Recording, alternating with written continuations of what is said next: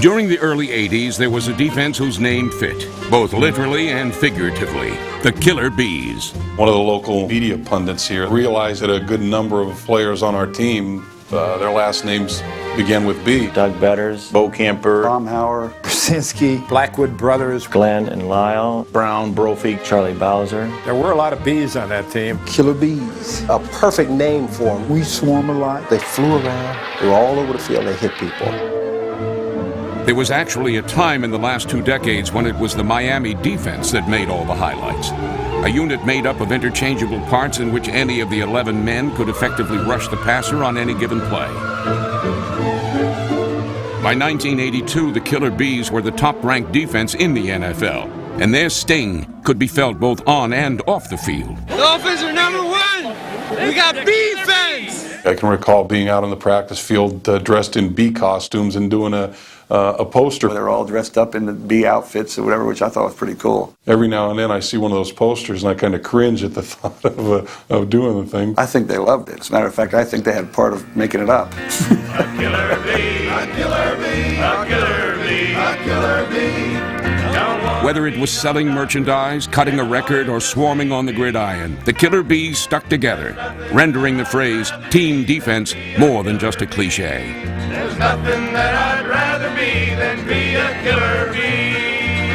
Yahoo! We didn't have the individual star, the standout type of player, but we had a lot of guys that took a lot of pride in team defense. I think Bill Arnsparger, our defensive coach, had a lot to do with that. People accepting their role and realizing that they can make just about anything happen if they don't care who gets the credit. So you had a number of young players that weren't that good to begin with, but we grew as a unit, and we grew as a unit on the field and off the field. And we knew what each other's strengths were, and we played off of those.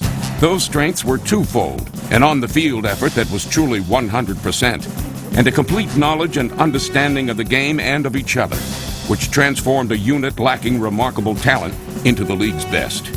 You'd be at the line of scrimmage, and I'd look over at Baumhauer or Betters and maybe just give them a nod, and they knew exactly what I was thinking. There's certain teams when you play against them, you know that mentally it's going to be more of a challenge than physically.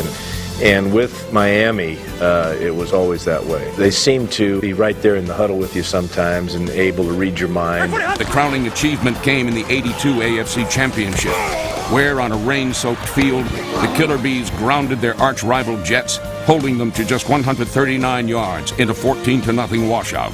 We played, awesome that day. There was another one. Arnsey made us so well prepared for the game. The last interception that AJ got to run back for a touchdown, we had prepared for that play, and there it came, and man, it worked perfect. I mean, we nailed it. And I'll never forget that, because afterwards Arnsey, he cried, and he is very proud of us, the way we played. Their 2 Super Bowl appearances within 3 seasons bound them together forever. And now the Bees have again joined forces, this time in support of number 75 Doug Betters, who suffered a broken neck in a tragic skiing accident last February. It's just tough for me to go and see him like that. Such a big guy, such an active guy. Nobody could hurt Doug. Doug was like the strong guy on our team. That couldn't happen to Doug. I did a good job on it. I broke my neck pretty good, and it's not one of those things that's going to get fixed up in 6 months. The first thing you think of is, what can I do? What can we do? How can you help the guy? What can we do to make things easier for him? What they've done is sponsor charity events to raise money in support of their fallen teammate. Well, he's a fighter, and that's what made him such a great player for me, and that's what's going to help him beat this.